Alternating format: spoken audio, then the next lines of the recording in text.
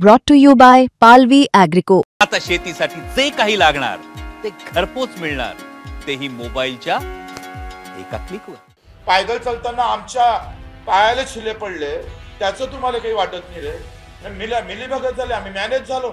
अरे मॅनेज झालं असतं तर सरकारनं गुन्हे दाखल केले असते. 2 दिवसात आंदोलन केलं आणि 3ऱ्या दिवसात बैठक लावली. अरे हराम थोड़ा वास थोड़ा पाय थोडं, ज्या जाएंगे वहां हंगामा होगा. सोडणार नाही आम्ही. अरे मेलो तरी 72. अरे तुमच्यात हिम्मत असेल तर सीतेसारखी परीक्षा घ्या ना. असं काही तंत्र असेल, असे काही उपाय तुमच्याकडे असेल, असं काही तपासणी असेल तर बच्चू कडू हे तपासणी करायला तयार आहे. पण असले नसले खोटे आरोप करू आमच्या सगळ्या एकंदरीत कामाचं कौतुक करायच्या ऐवजी आम्हालाच तुम्ही मारायला निघाले. 6-7 महिने 8-8 दिवस उपाशी बसलोय. पायदळ चालताना आमच्या पायाला छिले पडले, त्याचं तुम्हाला काही वाटत नाही रे? मिली बघत झाले, आम्ही मॅनेज झालो. अरे मॅनेज झालं असतं तर सरकारनं गुन्हे दाखल केले असते. 10-10 वर्ष सजा होईल अशा प्रकारचे गुन्हे दाखल केले जातं आणि तुम्ही आम्हाला मॅनेज म्हणता आले हो. लाज नाही वाटत? अशा पद्धतीचं वागत असं कोण उद्या शेतकऱ्याच्या आंदोलनासाठी उभं राहील?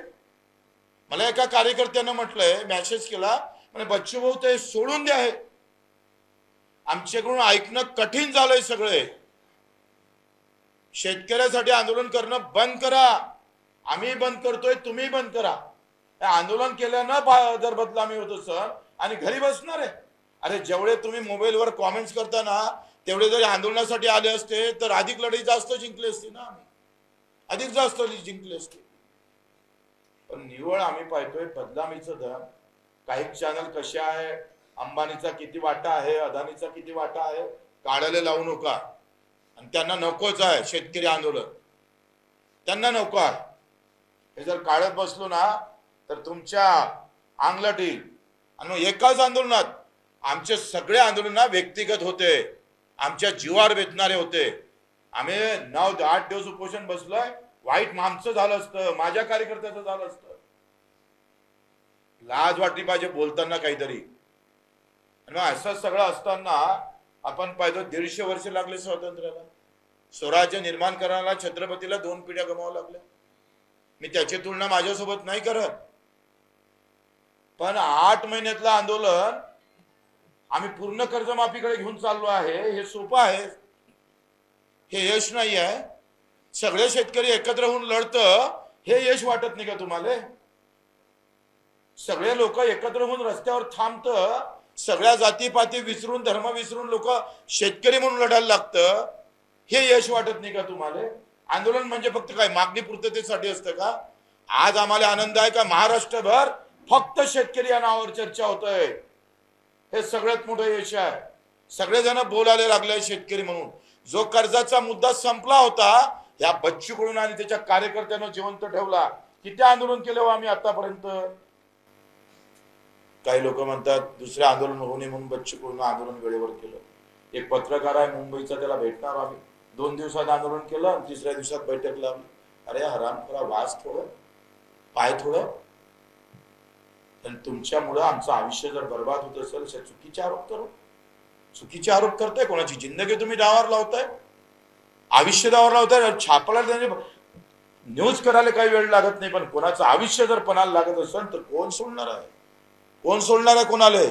एवढं सोपं नाहीये. अशा पद्धतीने जर तुम्ही उधळपट्टी करत असाल आमची, तर आम्ही सोडणार नाही.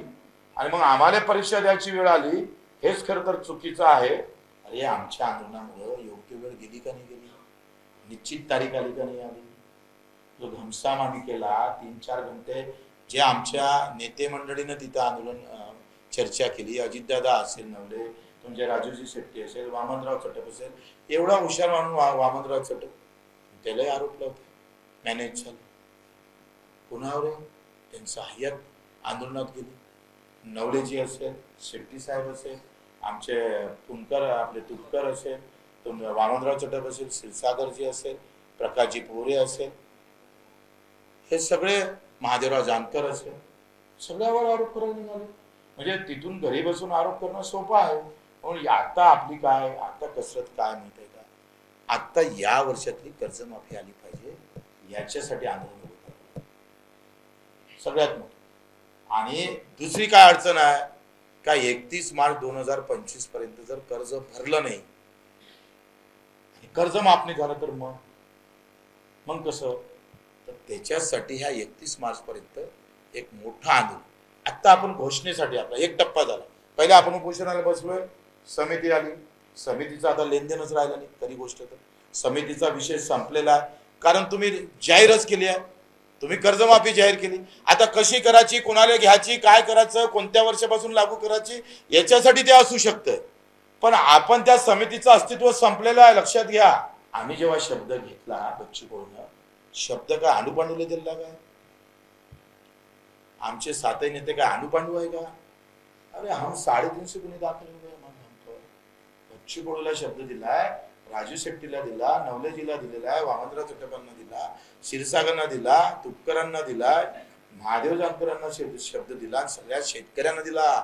तुम्ही तिथं येऊन बोललोय आणि एवढं जर केली नाही तर आम्ही सांगतोय 30 जून त्याच्यानंतरची 1 जुलै आमची राहील। हंगामा होईल महाराष्ट्रात, हंगामा चारों तरफ, जहां जाएंगे वहां हंगामा होगा, सोडणार नाही आम्ही। अरे मेलो तरी बेहत्तर, आम्ही सोडणार नाही। आणि जेथपर्यंत हे कर्जमाफी होत नाही तोपर्यंत भाजपला येत्या जिल्हा परिषद पंचायत समितीला राष्ट्रवादी यांना मत मारू नका, काही मारायची गरज नाही।